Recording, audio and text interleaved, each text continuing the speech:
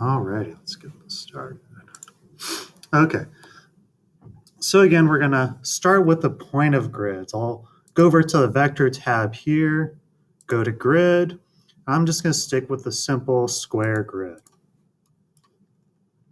So there's the plane in which this grid sits. That's what this kind of larger rectangle is, and then there's this smaller one.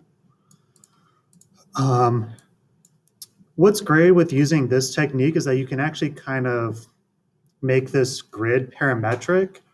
What are the constraints that you're working in for this terrain?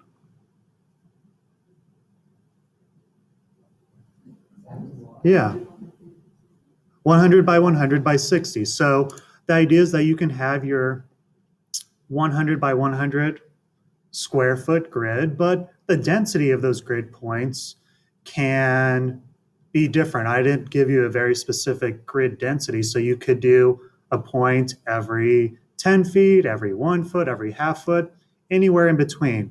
Obviously, the different point densities is going to generate a different output of that surface resolution. So that's going to be up to you. But what's great is that even just through some of your inputs and a little bit of arithmetic, you can make that parametric as well. So the first option here is the size of grid cells. So this is how far each one of these boxes are from each other, and then the number of it. So if I keep them at a 1 size, how many are there going to be in each direction?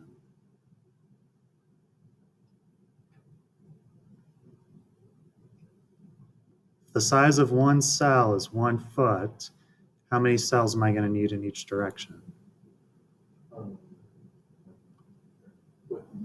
100. Yeah, but I was like, plus that extra? Is it, nope, this is just so 1 foot cell. So the idea is that we can essentially decide on our cell size and then have these respond accordingly. So what we want to do is, let's create a number slider of, I don't know, maybe 0.5 is our lowest value, and then 10 is our highest. I think if you start going above a grid density of 10 feet, it's just not going to capture a lot of detail.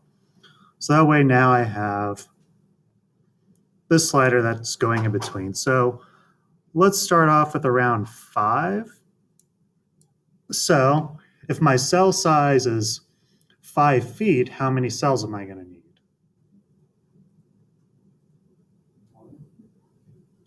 What? Did you say 1?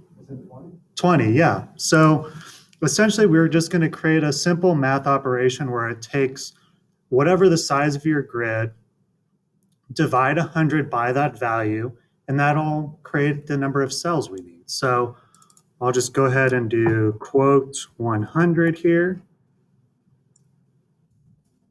Go to my math tab, divide that value by this value. So now you can see the output is 20. So what's great is that if I input this 5 into my cell size, you can see now my cells are 5 feet. Then I take this value, so 20 by 20. Now I have a nice 100 foot area with a density of 5 cells. And if I want to make that denser, it'll stay within those constraints. It'll just create more points. That way you just aren't having to manipulate multiple sliders and then kind of cross-referencing to make sure they all match up. So that's always kind of a nice thing to do, is to make sure if you have a certain degree of constraints on your surface that you stick with those and can just modify them with them. So there we go. So like I said before, we need to actually manipulate the points. This appears just as curves, right? So what this component is creating cells or curves as well as points. I don't know why they don't show up through this, but if you just get a point component and drag it out here, now you'll see your grid of points.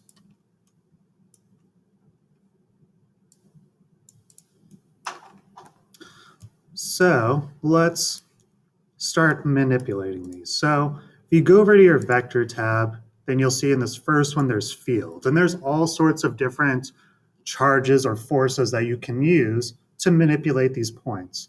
I'm going to start off with the really basic one of point charges. So we'll just start putting in random points in the Rhino workspace and see how that affects our grid. So let's create a new layer. I'll label this Gen1 points. Change that color. Okay, so I'm going to put a point over here and a point over here and a point over here. I'll go ahead and put this one below my grid a little bit. I'll put this one also below it. Then I'll put this one above. So essentially what these points are going to do is it's going to create a radiating force that's either pushing those points away or sucking them in based off of the force direction. So it defaults to a positive force. So imagine a series of forces kind of pushing down on these points. And then from these other two that are below, they're going to start pushing those points up. So let's start with this one. Set 1 point. Here's your charge value. I'll start off with somewhere of like 10 to 1,000. Place that into there.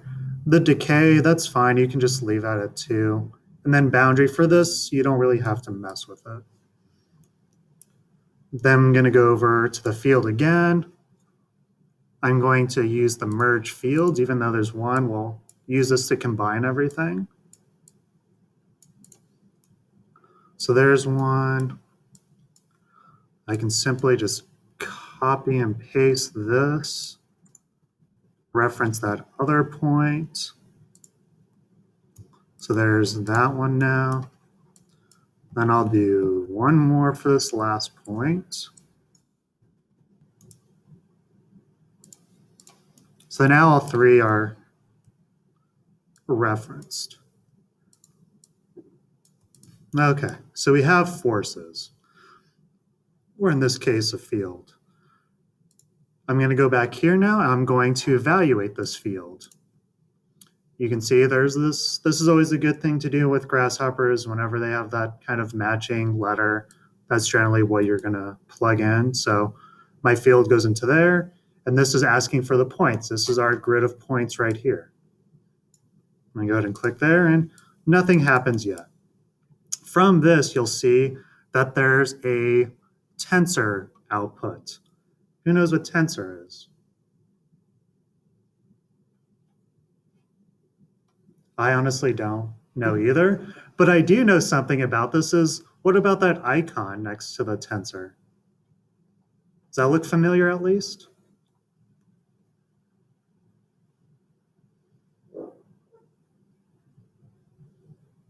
It's like a white arrow inside of this black hexagon. No one know? So if you go back to the parameters, you see those kind of set of icons. Now what does it say? Vector. What does vector mean? Align with the direction and the magnitude? Align with the direction, right? So this is about movement. So that's always a helpful thing too. If you don't understand what that word is, see what the icon is. So it's asking for, or it's producing some kind of directional force or a vector. That's good to know. That's what we need to use to move these points. So if I go to the move tab, it's asking for that geometry to move. That's these points. And then you'll see motion. What about that icon? It's a vector. It has that same icon as this one. So that's just something to always keep in mind when you're doing this modeling, that even if you might not understand what the verbiage is for these outputs, at least see what the icon is. That usually gives you a lot more answers than the other way around. So I'll go ahead and turn this original grid off. I'll plug in this. And it's probably working, it's just very subtle. So let's increase these charges. Oh, I see something happening.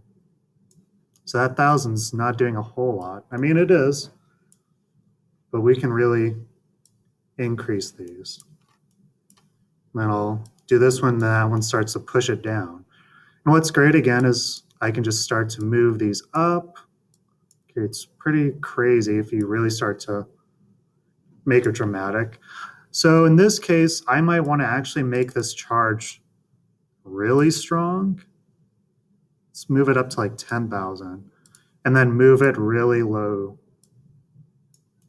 So that way, when I drag this up, it makes a larger mound, but you can even start to kind of see the sphere of influence, right? Like here's the center and here's the edge of that force. If I drop it down, it becomes more subtle. So depending on that force or charge that you have for these points, you can create some interesting outputs. What if, let's move it a little bit closer. I mean, obviously this creates some really kind of dramatic bubbling of those points, which is kind of interesting. But we can also give it a negative charge. So let's right click on this, go to expression. And if we ever want something to go in the opposite direction, we can do a simple expression that's just negative x. So that's just going to turn that value into a negative value instead of a positive. Now it's sucking it in and like creating another interesting like droplet inside. That's kind of cool. I've never encountered that before. But now you have this interesting kind of pinching of the grid, which is kind of interesting. If you want that, so maybe you drag it up to here, creates a very similar kind of more of a pointed manipulation instead of this more rounded. So that's kind of cool. Something that else is interesting is what if I'm going to drag this to get really close. Maybe not that close.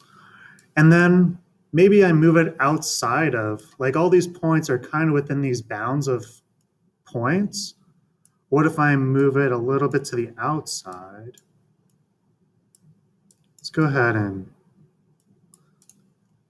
so you can see it's starting to do something interesting there as well. So that's, I believe, this one. So I'm just going to copy and paste this one also.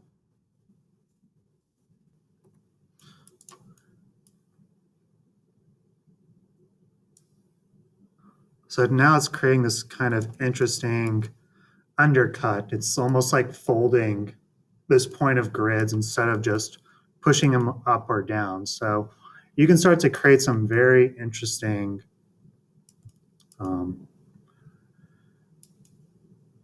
surface typologies. So you have like a really kind of pinched style here. You have this kind of nice, smooth depression, or you have this interesting kind of undercutting. This undercutting is somewhat similar to whenever you have that kind of erosion from water flowing underneath. So maybe that's how you start to even represent those similar conditions. So you can even do it on multiple sides. So let's go ahead and move this over here as well. Plug that into this charge. And if you have it slightly above the grid, it's going to do that same kind of undercutting, but underneath it, which is also kind of interesting. Is everyone able to see that?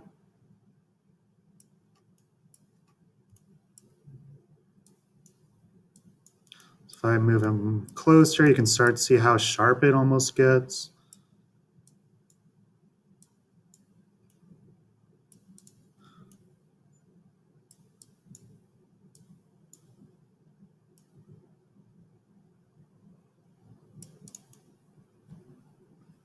So probably not something you've come across yet, but it's certainly very interesting, I would say.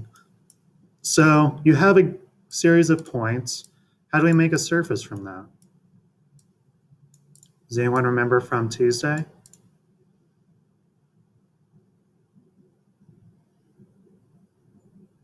What was I saying earlier about creating surfaces?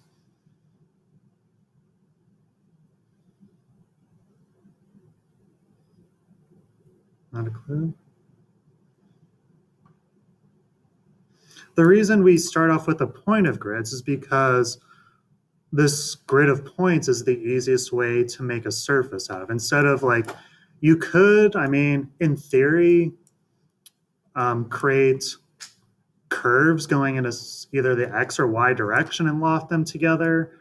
That's probably not going to work too well because of these crazy undercuts. But if I go over to surface, I'll see into the free form that there's the surface from points component. So I'll drag that out to there, plug this in here. This needs these points to be flattened. So I'm going to just put them all into one pool of points.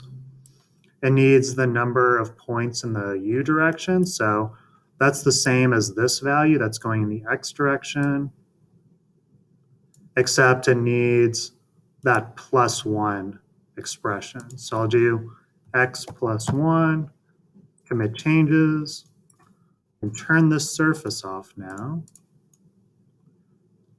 And now you've got your actual surface. Pretty interesting. That'll, if anyone decides to go that approach, and I highly encourage someone to give it a shot, how do you start to model and represent that? That's kind of interesting. I mean, especially when you start to think of it more volumetrically instead of just it's not exactly planar, but it is a single plane that's been pushed around. So one way in which you can do that is you have to start to imagine like what happens to these empty spaces that are kind of getting folded up or folded underneath. With this surface, you can pretty easily just grab the bounding curves of that. So I'll go to parameters, select the curve component. So now you can see, hopefully there's this green outline that's running along it. Have you guys ever noticed this kind of condition? Like when your grasshopper does this really kind of polygonal appearance? Yes, no? Just so you know, that's just the way it's being represented. It's kind of like a display preference. It helps kind of reduce lagging for the programming because it's doing so many sophisticated things. But if you see that happening and you start to freak out because it doesn't look the way it should, if you go over to this icon at the very top right and choose high quality, you'll see what that's actually going to look like. So that's something to just be aware of it.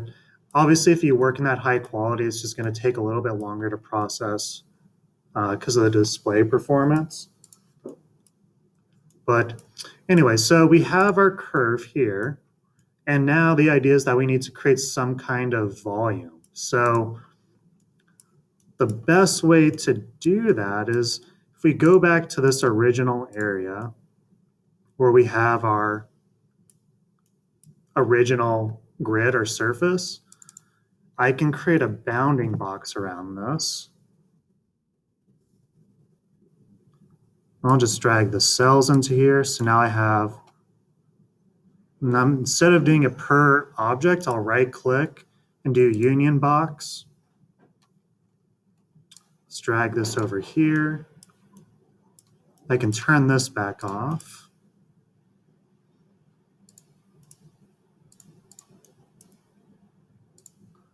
I think it'll work, right? Let's see, and then I'll do these curves. Hopefully it does just a, oh, it's a shame. Oh, so it's still, let's merge them all together. flat box. Huh. I guess I can just deconstruct that. So let's go to surface.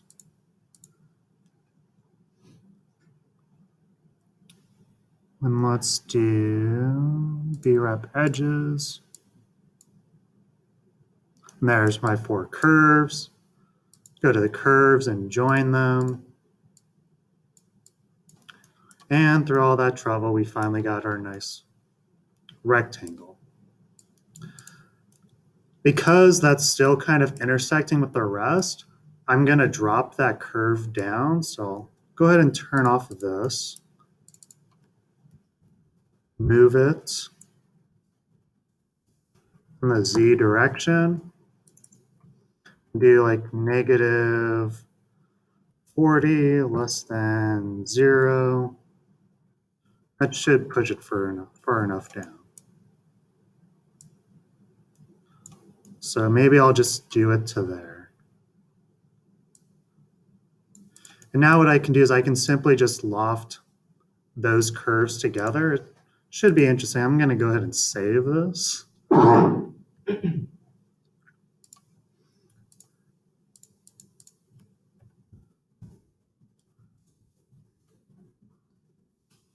Now I'll go ahead and loft it. So I have this curve as well as this one. Let's see. Let's go ahead and flatten this one. There we go. So now we have an interesting volume there. So we have kind of those extents of it. And really, because I'm not going to do a whole lot, I'm just going to go ahead and bake both of these. So let's create a new layer.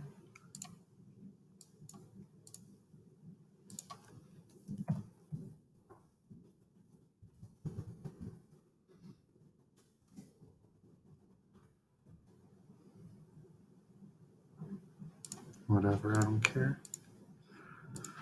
So let's go ahead and bake that as well as this surface.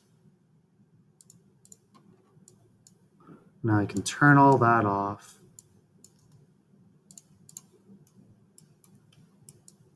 And select them, type join. Now I've got a solid surface here, or volume, I should say. So that's kind of interesting when it's doing that undercut, as well as this one kind of getting uplifted and folded on itself.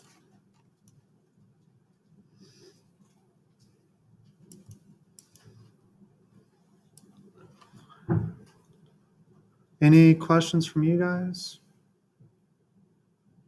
Clear as mud, as always. Okay, so you have your surface, now what? Do you just leave it as is, or are there other necessities for this assignment?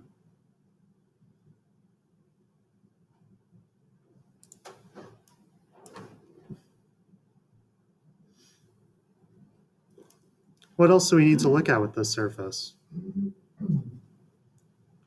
What does either the syllabus or the project description say? I mean, it is a grading class for, so. Contour lines, that would be a good one. What else? Cross section, that's another one. Elevation, slope, good. So we're gonna, I think,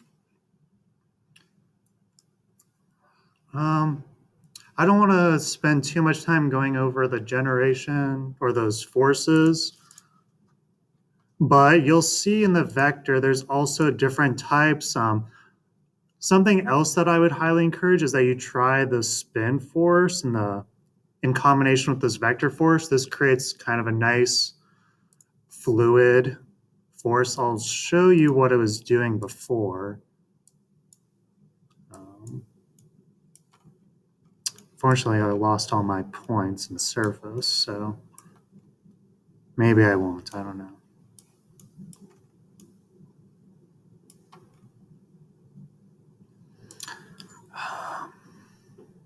So let's go ahead and turn this layer off real quick.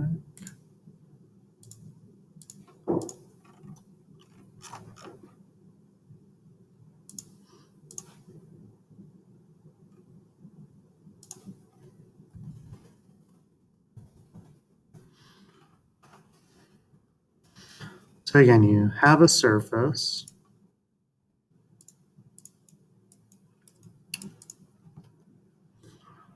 And then you're going to have a series of points that you're rotating the spin off of. I don't need any of this actually. So I'm going to put a point right around here. One over here. And one like right here. So instead of it just being this force that's pushing the points away, it's kind of like how the component is titled. It's going to spin these curves. So I'm going to also create just a single kind of curve over here where I'm going to start everything. So there's just a nice curve right there. I'm going to reference that in. Now I can hide this as well as this. And let's make these forces a little stronger.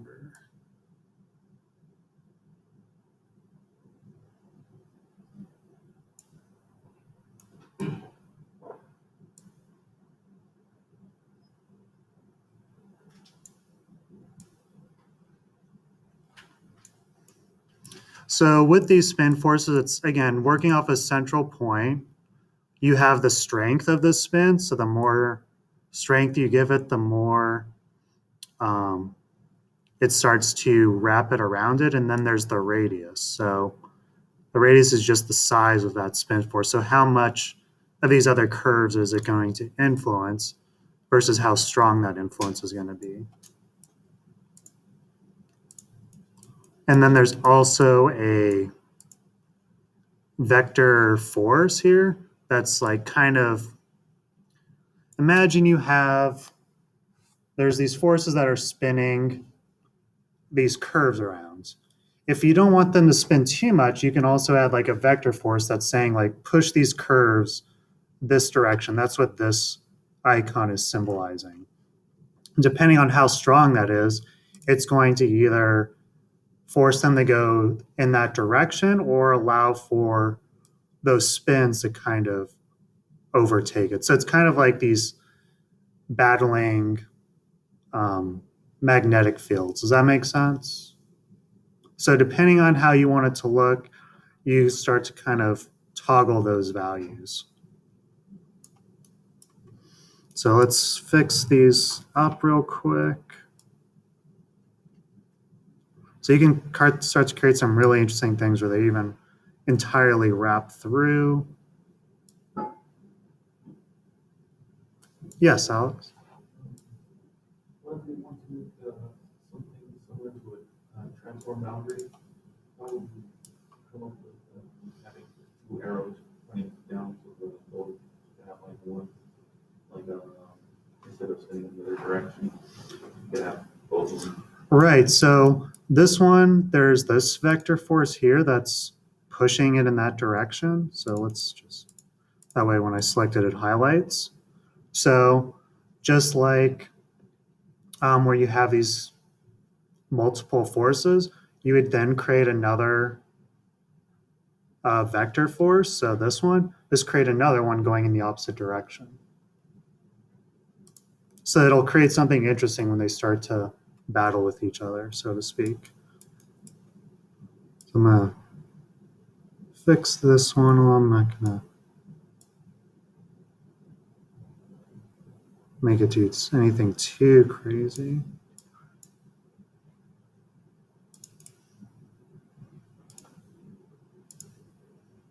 That looks okay. Some great tutorials for these are, oh, so it's actually doing what I wanted it to do earlier. So have any of you been to the website? I think it's Generative Landscapes. I think I have a couple of the tutorials pinned on my Grasshopper board on Pinterest where they have these great examples where they go over these different plugins or scripting that I'd highly suggest you take a look at. I can provide a link in the bottom of this video as well. So let's just kind of go through this sequential. I'm not going to recreate it, but I do want to show you what it's essentially doing. So this creates more of that kind of fluid dynamics with the landscape where you can imagine the soils and the lands are kind of being dragged across by these forces. And from there, we use this GraphMapper again, where we can say like, take each one of these lines and starting from left to right. So here's the first curve right there. The last curve is over here. You create this component. You don't need any of this, so that's nice. So have you guys ever used the series component before? Does anyone remember? Okay, well, this is just creating like a set of values because the way this GraphMapper reads is that it needs numeric values. It doesn't understand geometry values. So I can't just plug my curve where it says I have 21 curves. I can't just plug that into there. It needs to know that you need a sequential amount of curves that are going to essentially represent each one of those. So you use this line component or this length component to say like, how many objects am I looking at? This says there's 21 curves. Using the series curves, it says, okay, I'll start at 0. I'll have a step size of 1, and then I'll have 21 values.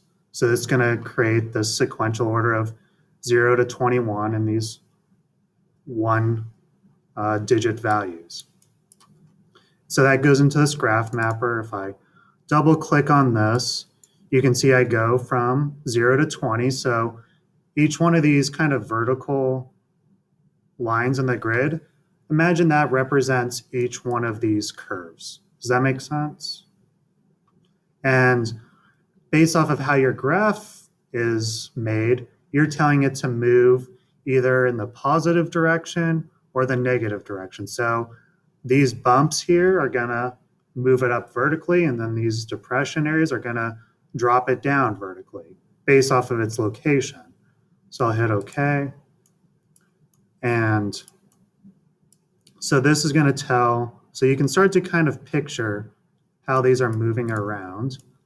You then tell those same curves here to move vertically. So you plug this into the Z component, you tell it to move, and now you can see that they start to kind of get lifted up in different directions. So let's exaggerate it a little bit more. And let's turn off this one.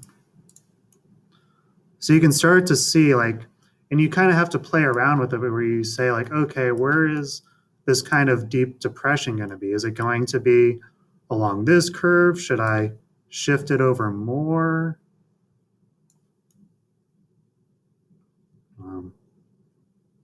And then I have these kind of miniature ones. That's really going to be up to you. So, and I mean, you don't even have to use this graph type. It's just kind of interesting. And this is where I screwed up because then I tried to loft it in Grasshopper and it was clearly too much for it to process. So it froze my computer. Oh, what's going on? Oh gosh, it doesn't like that. What is that all about?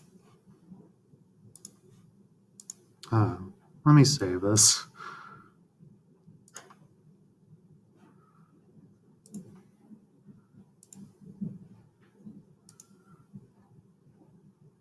Where is it?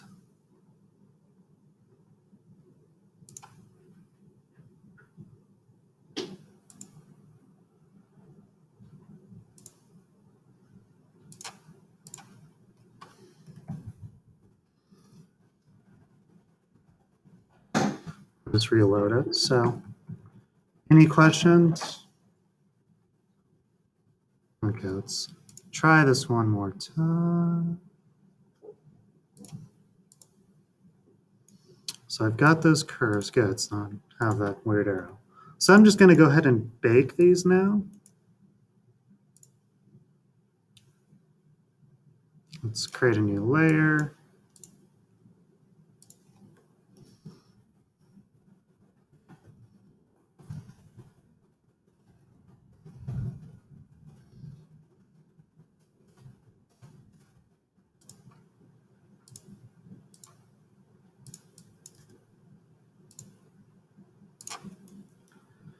So now I've got all these curves that I want to use. So I'm going to save this as well. So I honestly don't know what's going to happen. I'm going to try and loft this. And it doesn't like that. Well, let's give it a shot.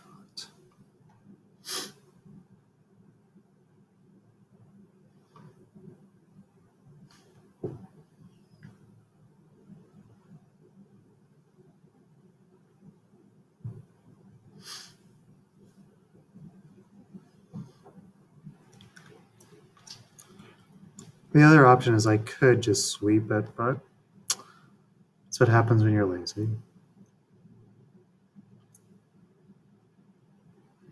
Are you all familiar with lofting and sweeping curves?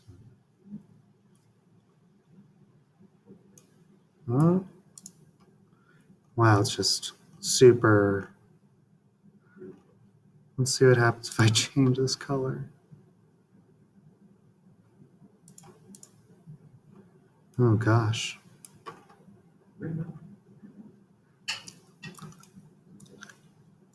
See what happens if I render it.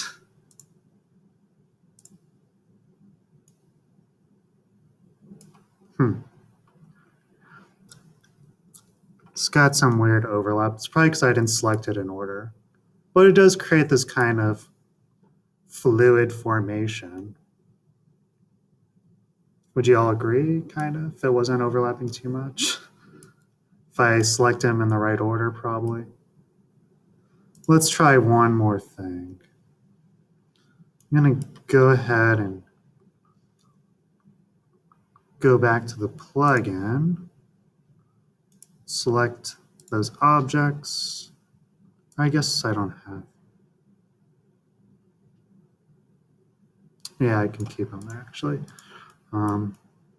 Let's go ahead and take those objects, find the start and stopping location.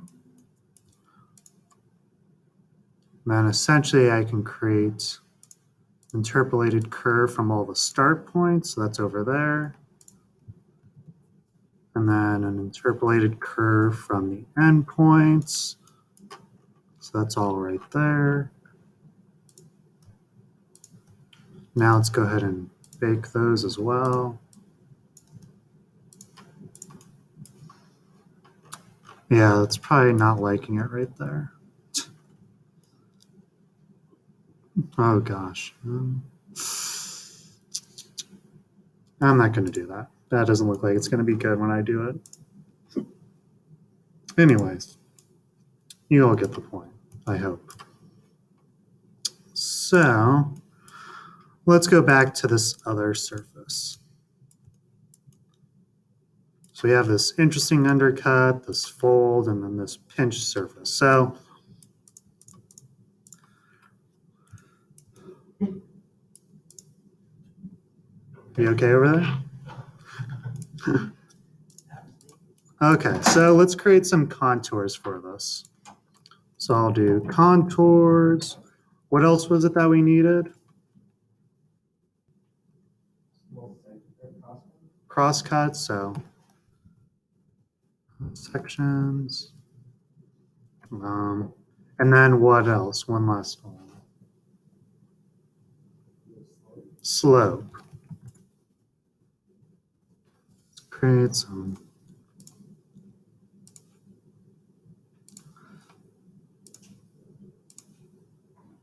And the slope's not going to matter because it's going to be a mesh. But okay, so what's nice is that you don't really need to use Grasshopper for these because it's pretty simple.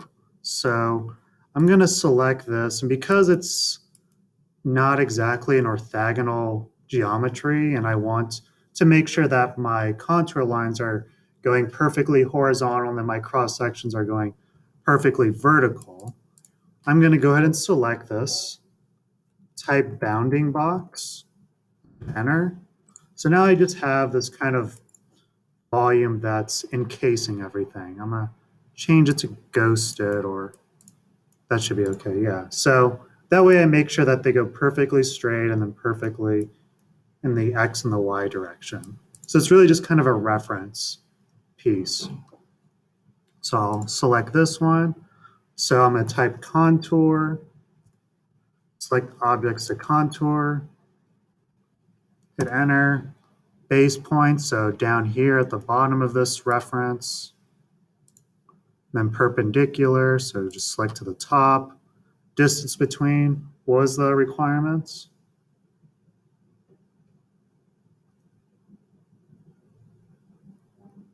One foot. So let's go ahead and hit one.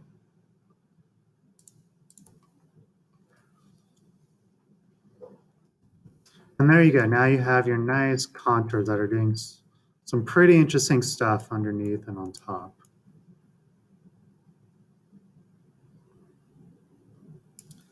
So we'll do the same thing for our cross sections. I'll turn that one back on by just hiding and showing it. So contour, select that again. We'll start at the bottom, just move perpendicular in this direction. How much do I need for these ones? 10 feet, so there you go.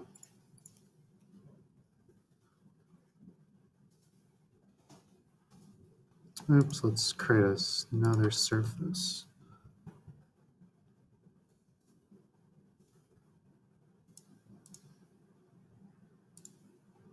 So there you go. Now you got your interesting cross-sectional cuts. Probably when it comes to the fabrication process of this, it's going to be a pain in the ass if you try and pancake it. But if you do the right number, so if you do like whatever ply you decide, so if you do like 1/8 inch ply, chipboard, or other dimension, make sure that you can then essentially just create that many cross sections, and then you can put them together that way. That's probably going to be the best way to actually fabricate something like this. So there's those components. Let's get this, oops. All right, so what about the last one? Who remembers how to do slope percentages?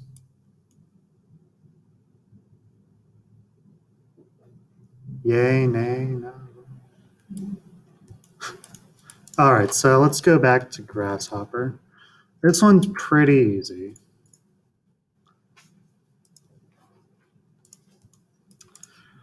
I like to do my slope analysis as a mesh because if you try and do it as a surface, you have to essentially parcel it out into a bunch of grids because surfaces, you have to color each geometry separately. But if it's a mesh, they'll actually blend together, which is nice. So we talked a little bit about it on Tuesday as well, that physically meshes and surfaces don't look a whole lot of different. It's just how they analyze information that's differently. And that's a perfect example is how meshes can represent colors or slope percentages in this case versus a surface. So I'm going to explode this real quick because I don't really care about a lot of that other parts. I'm just going to focus on this part. And I guess I would need that. But anyways, so I'm going to bring this in as a B-rep.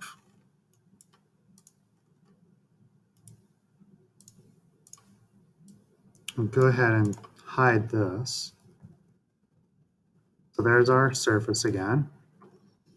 I'm going to now convert it to a mesh by going to the Mesh tab and do Mesh B-rep and turn this off. So like I said, nothing physically changes yet. We can play with the settings to make, again, the resolution of these colors to appear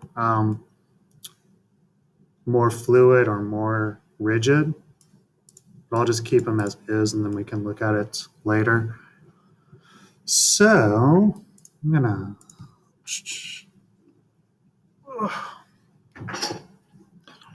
So the first thing we need to do is deconstruct this mesh. So I'm going to go to this Deconstruct Mesh tab. You're going to see it creates the vertices, or in this case, points, all the faces. Faces is just how meshes look at essentially how everything's being put together. There's the colors, that's the important thing. And then also the normals is the important thing for this. I'll turn this off now. So I can go ahead and start to construct it back together by just plugging these two in. Then the next you'll see that we want to assign colors. These colors are going to represent your slope percentages. So the basic way of determining the slope of this mesh is comparing the angle of all these points in relation to the vertical direction. So you can see these ones that are flat are going to be represented as fairly low slope. This area where it's getting pinched, you can see that if you were to imagine this point has a vertical line and then whatever that tangent point is, that's going to be how you compare. It should be interesting with that undercut, honestly. I'm curious to see how it reads that. But anyway, so we have our normals. So these are all the different directions that these points are representing. So a good way to always kind of see how it works, if you go to curve and go to line SDL, so you have your vertices, all 4,000 of them. Then it's also asking for direction. Again, this is calling it normals, but again, the icon is a vector.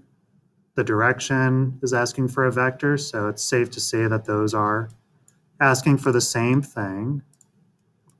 Now you can see it starts to kind of take on this porcupine-like quality to it, right? I mean, if you want to get really cheesy, you could use that to like do grass blades or something, I don't know. But this is basically saying what that point direction is on this mesh. Okay, makes sense? Again, this is, I always like to do this as just kind of a visual cue because sometimes, depending on the order in which you draw things, this mesh might have actually become inverted. So sometimes these might be actually pointing in the opposite direction and it's going to screw up all your data. So it's good to kind of confirm the information by doing stuff like this. So I'll go ahead and delete this. So we have to do a little formula to figure out how to figure out the angle of every single 4,000 points. Sounds like a fun time. So we're going to go to the vector tab. And what's great is that you can have vector and you have the angle. component. So I'm going to compare this angle with another angle. What should that other angle be?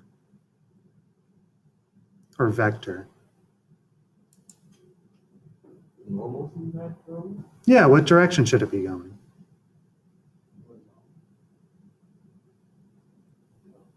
Vertical. So which vector direction is that?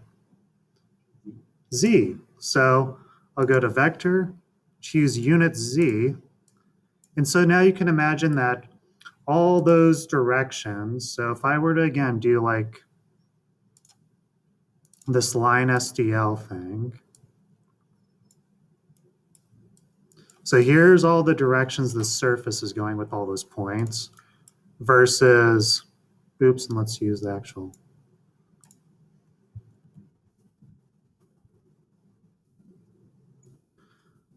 So imagine you're comparing that vertical point like these. You can see it's pretty minor, right? Versus ones up over here. Can everyone see that? Like here's the red and here's that green. Versus over here, it's much more subtle.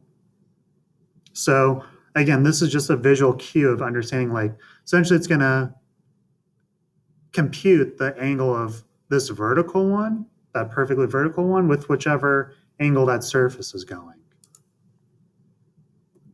So you'll see that it's producing your angle in radians. Perfect.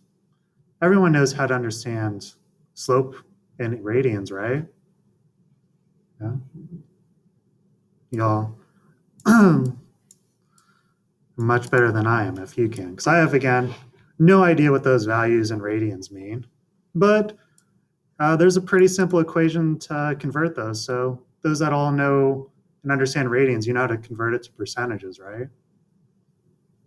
Yeah. No? What? Really? Oh my gosh, it's it's very elementary, to be honest. So what's great with this parametric modeling is it's pretty advanced. It knows its things. It kind of tricked me up because I remember when I was having to look up how to convert radians to percentages, and it was actually a pretty simple equation, but it's a little misleading in Grasshopper. What you do is you find the tangent of that angle and you multiply it by 100. But when I first saw this, it says you need to know, how did it go? There is a part of it where I think you had to actually convert it to degrees. So you think, okay, there's convert an angle specified in radians to degrees. Okay, I'll plug that into here, and then I'll plug degrees into here. Because I guess that's how the tangent conversion works, is that it converts degrees to percentages. This tangent component is actually built in to read this value in radians already. So it doesn't have to have that extra component in it. And when I was first doing this, I kept using that radian degrees converter and it was completely off. So if you ever forget this equation and you see that you have to convert radians to degrees, then to tangents, that this actually works so that they just automatically convert it. It doesn't say that, but that's how it works. And then you just take this value and you multiply it by 100.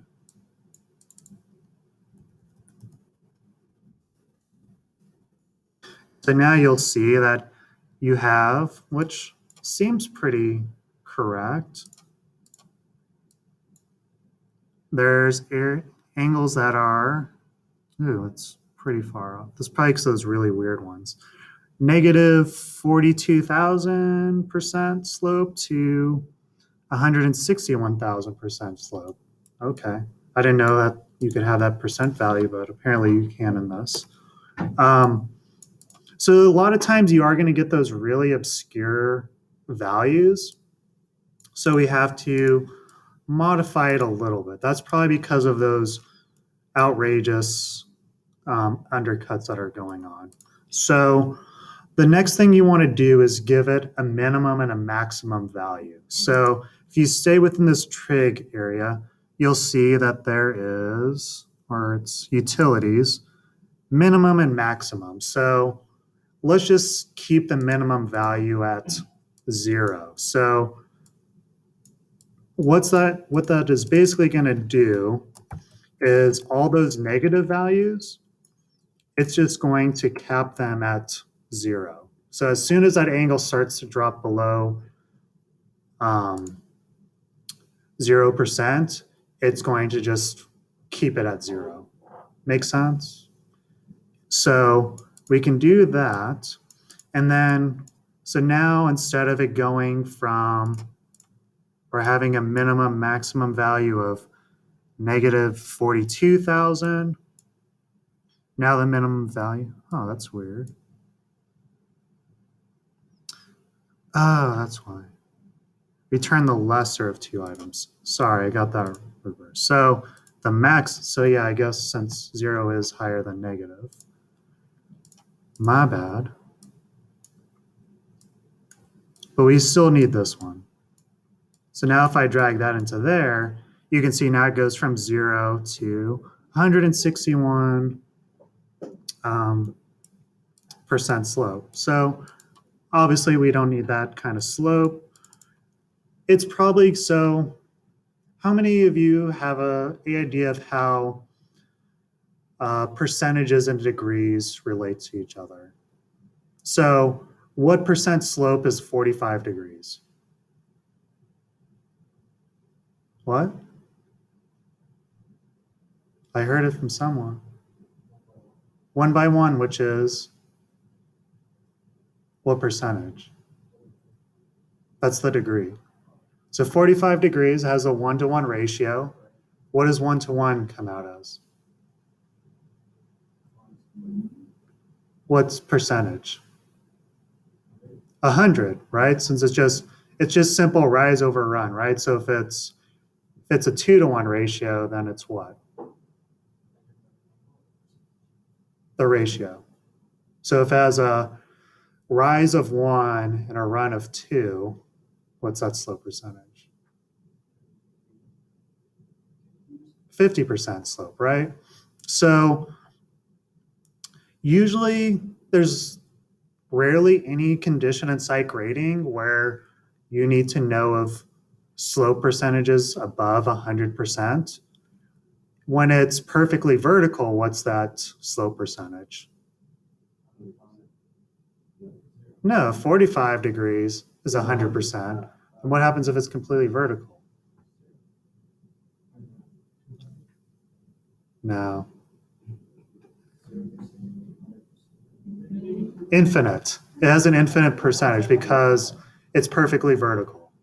Or undefined. You could say that. Oh, whatever. 1 over 0? Is that what we're looking at? No, it's just, I don't know. It's anything that's, when it goes above 100, it starts to get into like really wacky percentages. And then when it's perfectly vertical, it's just undefined or infinity. Sorry, I haven't taken math class in like 10 years. So anyways, who wouldn't want to miss out on the opportunity to say infinity over undefined? To infinity and beyond. All right, so anyways, so now we want to do, like I said, a minimum of 100%. I mean, that way anything that exceeds that is going to have its own kind of defined color. So now when I drag, let's drag this one into the minimum. So you can see we have everything that's in that negative value stops at 0. Everything that goes above 100 is going to stop at 100. And now my new bounds are nicely defined of anywhere between 0 to 100. So this is kind of like what we were talking about on Tuesday, where you can remap those values so that they don't have these really outrageous extremes. They kind of get capped off, if that makes sense. So with that done, you'll see that there's really, even though those are just the bounds, there's still 4,000 values that are in here, 4,004. So let's keep dragging that bad boy around. So now we can use our color mapper to define those percentages. So have you guys used the color mapper before? Yeah, good. Okay. So pretty simple. We can use our minimum and maximum values, since that's how it needs to read it. We'll deconstruct that domain. So start is 0, so 0%, and then end is 100. Then we have all our values from this minimum one. Then we can right click on this and find our value or color gradient. I don't really care what you guys choose. I mean, try and be creative and do something beyond these crappy defaults. I mean, this one's at least kind of interesting. And now you can just drag this right into there. And now you have your slope values. So if you did something maybe the more kind of standard of what is steep versus what's flat. So obviously these undercuts aren't necessarily flat. If you wanted to define that as another like extreme color, same with over here, you could do that as well.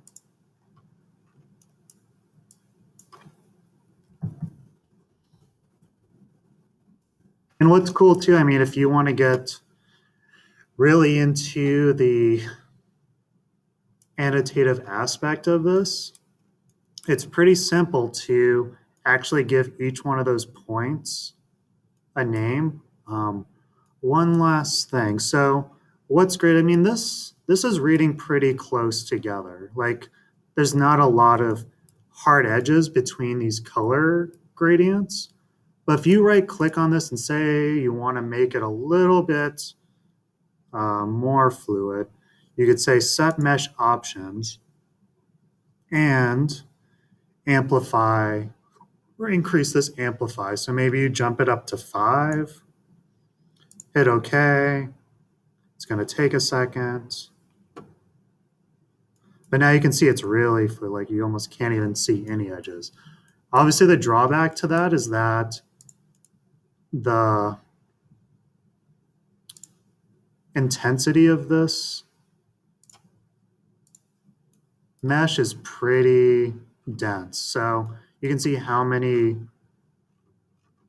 cells are making that up versus something that's at a lower resolution. So if I were to then bake this as well,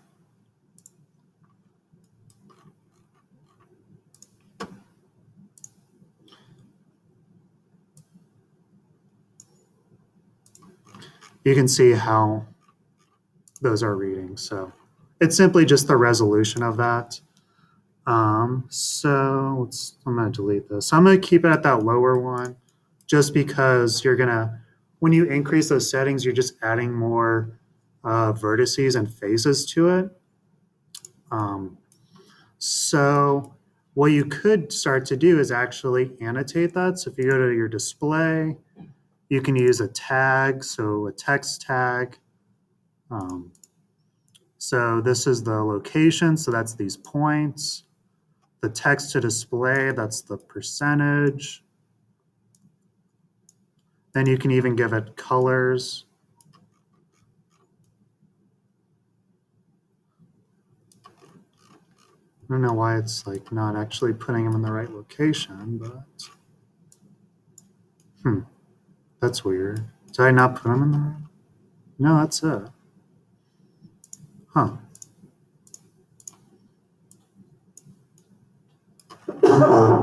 I don't know why that's not working, but it is something you can start to do where maybe I used this other one.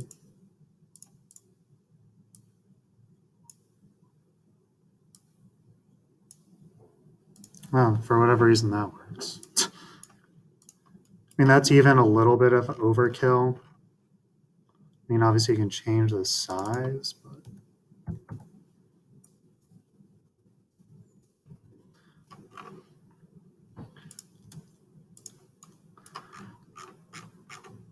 you can start to get kind of interesting representations of that.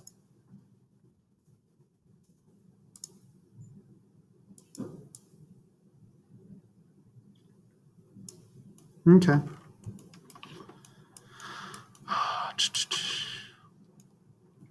So yeah, any other questions from you all? What is the value that those numbers are? That's just to like actually say like maybe you want to know more definitively what, because this is a pretty large swash of red, right?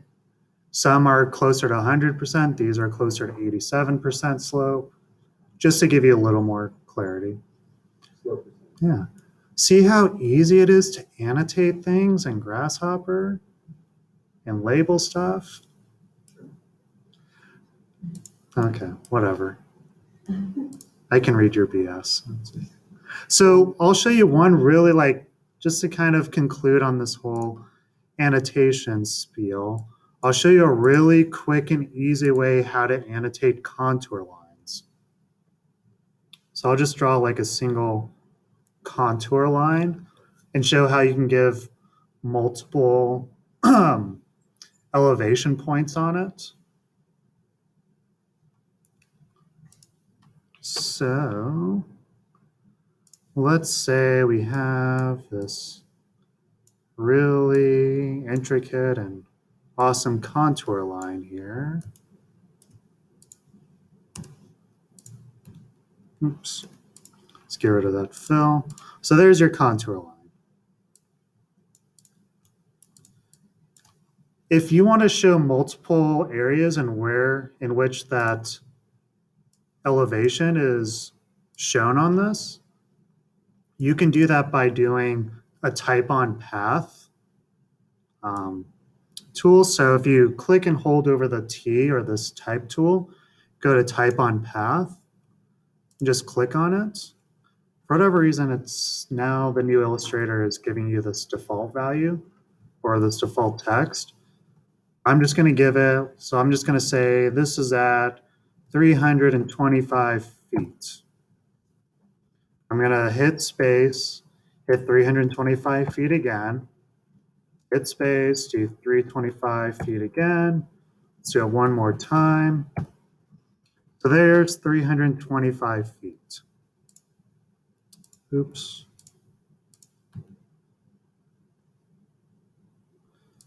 Oh, my contour line disappeared.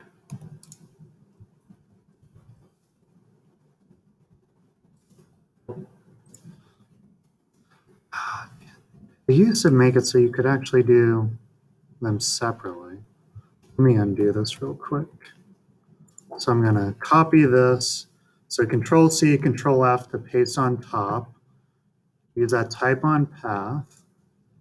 Now I'm going to do 315 feet.